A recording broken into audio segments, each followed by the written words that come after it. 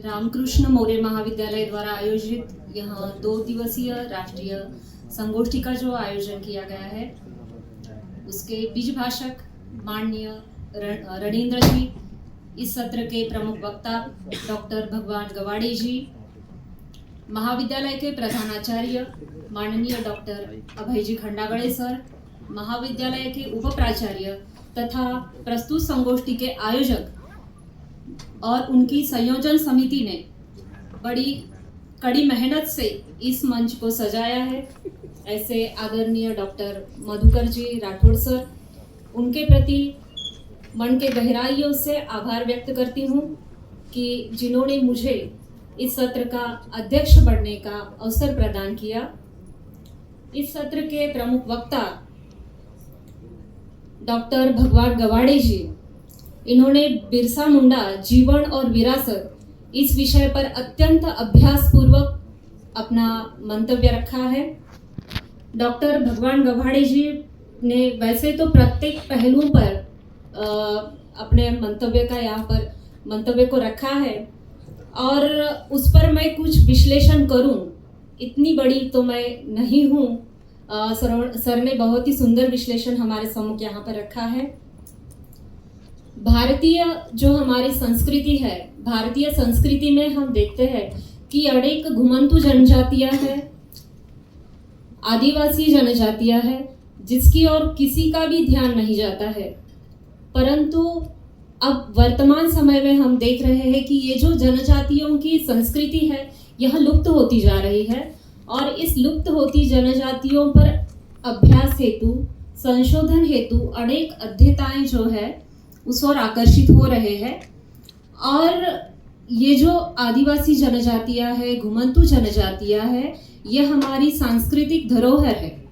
इन्होंने हमारी संस्कृति को अत्यंत बखूबी ढंग से संभाल कर रखा है, जो हमारी जो युवा पीढ़ी है उनके लिए यह बहुत बड़ी एक उपलब्धि रहेगी। और इसी के साथ साथ भारत पे जो ये जनजातियां है, ये जनजातियां सामाजिक, सांस्कृतिक और आर्थिक जो योगदान है इसमें प्रथम हस्ताक्षर के रूप में हमारे सम्मुख आती है। और सर ने यहाँ पर जो विषय दिया था कि बिरसा मुंडा का जीवन और विरासत, इस विषय पर उन्होंने प्रत्येक जाति धर्म का यहाँ पर उल्लेख किया है कि जैसे कि देखिए कि भगवान बिरसा मुंडा जो है उनके विरासत के स्वरूप में सामाजिक सांस्कृतिक धरोहर को परखने की हमें दृष्टि मिलती है। और वैसे देखा जाए तो हाशिए का समाज रहा है ये, प्राचीन काल से अगर हाशिए पर रहा है तो दलित समाज है और स्त्री वर्ग है।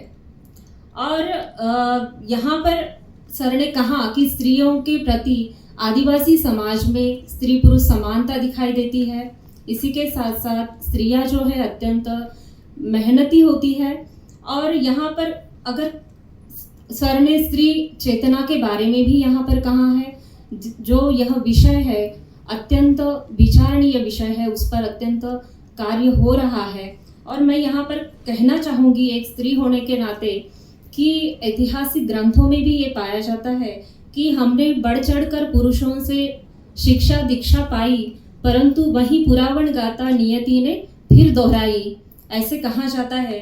लेकिन वैश्वीकरण के इस दौर में देखा जा रहा है कि स्त्रियां जो है अत्यंत अच्छा लेखन कर रही है, अनेक विषयों पर लेखन कर रही है। और हमारे भारत समाज में जो है धीरे धीरे देखा जा रहा है कि ये जो संस्कृति है हमारी आदिवासी वर्ग है, इसके प्रति जो प्रथम सत्र हुआ था उसमें कहा गया था कि उन्हें भूखा या भूखमरी होती है या अनेक नामों से उन्हें बुलाया जाता है। तो ये भी गलत है। हमारे ग्रंथों में जो ये लेखन हुआ है तो इस पर भी पुनः विचार होना अत्यंत आवश्यक है। इसी के साथ साथ विवेकशीलता अगर किसी से सीखनी है तो बिरसा मुंडा जी से सीखनी चाहिए, क्योंकि वे हमारी सांस्कृतिक विरासत है। और धर्म ग्रंथों में जितना भी अनुचित लेखन हुआ है उस पर उचित लेखन करना भी आवश्यक बन जाता है। ऐसे सर ने कहा है प्रत्येक समाज की एक पहचान होती है और प्रत्येक समाज में पहचान बस इतनी ही होनी चाहिए कि मानव है और उसकी जाति या उसका धर्म जो है मानव धर्म है। परंतु वर्तमान समय में हम देख रहे हैं कि कितना परिवर्तन हो रहा है। मानव या मानव धर्म या सत्य की राह पर जो भी चलेगा तो उसे देशद्रोही करार दिया जाता है। और बिरसा मुंडा जी ने उस काल में इतनी लगन से, इतनी श्रद्धा से और इतना संघर्ष किया। और उलगुलान, यह जो उनका संग्राम था, महाविद्रोह, यह जो संग्राम उन्होंने किया संघर्ष के लिए, यह अत्यंत उल्लेखनीय कार्य उन्होंने किया है। और इसी के साथ साथ बिरसा मुंडा जी जो है कि हमारे आदिवासी समाज से आते हैं, जो प्रकृति के ये संवाहक है कि उन्होंने जंगलों का उन्होंने अपने प्रकृति को ये मानते हैं, वो निसर्ग पूजक रहते हैं। इसी के साथ साथ ज़मीन को वो अपनी माता मानते हैं। और बिरसा मुंडा जी जिस समाज में आते हैं उस समाज में लोकगीत है, हस्तकला है, शिल्पकला है, चित्रकला है, इसको अनन्य साधारण महत्व दिया जाता है। और इसी के साथ साथ बिरसा मुंडा जी जो है स्वतंत्रता संग्राम में इनका अत्यंत उल्लेखनीय कार्य रहा है। और कई आदिवासी नेताओं ने अंग्रेज़ों और जमींदारों के खिलाफ विद्रोह किया, जिसमें बिरसा मुंडा जी प्रमुख स्थान रखते हैं। आर्थिक योगदान में आदिवासी समुदाय खेती, पशुपालक, शिल्पकला, हस्तकला तथा लाख, शहद, औषधीय जड़ी बूटियां, लकड़ी से बने सामान भारतीय बाजार का एक महत्वपूर्ण हिस्सा रहा है। सामाजिक योगदान में स्त्री पुरुष समानता को उन्होंने महत्व दिया है। सामूहिक निर्णय को वे अनन्य साधारण महत्व देता है यह समाज। शिक्षा और ज्ञान की परंपरा में इनका योगदान रहा है। आदिवासी समाज में प्राकृतिक औषधियों और जड़ी बूटियों का गहन उन्हें ज्ञान है तथा खगोल और ऋतु परिवर्तन के भी वे विशेषज्ञ रहे हैं। राष्ट्रीय एकता और लोकतंत्र में उनका योगदान रहा है। आदिवासी समाज ने हमेशा से ही अन्याय और शोषण के विरुद्ध आवाज उठाई है। वे सामूहिक जीवन और परस्पर सहयोग को एक अपना जीवन का आदर्श मानते हैं। और बिरसा मुंडा भारत के आदिवासी इतिहास में एक महान जननायक और क्रांतिकारी रहे हैं। उन्होंने एक नई दिशा दी है। अंग्रेजी शासन और जमींदारी व्यवस्था के उन्होंने संघर्ष किया था। वे एक स्वतंत्रता सेनानी के रूप में जाने जाते हैं। उन्होंने आदिवासी समाज में आत्मसम्मान को जागरूक किया है, वे अत्यंत आवश्यक होता है। स्वतंत्रता की लौ उन्होंने जागरूक की। सामाजिक आर्थिक सुधार उन्होंने समाज में लाए। भारतीय स्वतंत्रता आंदोलन को उन्होंने नई दिशा दी। इसलिए उन्हें धरती आबा अर्थात धरती पिता के नाम से जाना जाता है। आदिवासी जनजाति उन्हें भगवान के रूप में पूजती है, देवता के रूप में पूजती है। बिरसा मुंडा जी ने बिरसाई पंथ की स्थापना की थी। अंधश्रद्धा और शराब का उन्होंने विरोध किया था। जो अनेक जनजातियां हैं उसमें यह विरोध होता रहा है। एकेश्वरवाद पर उन्होंने बल दिया था। स्त्रियों को सम्मान देने की बात उन्होंने कही थी, समानता की बात उन्होंने कही थी।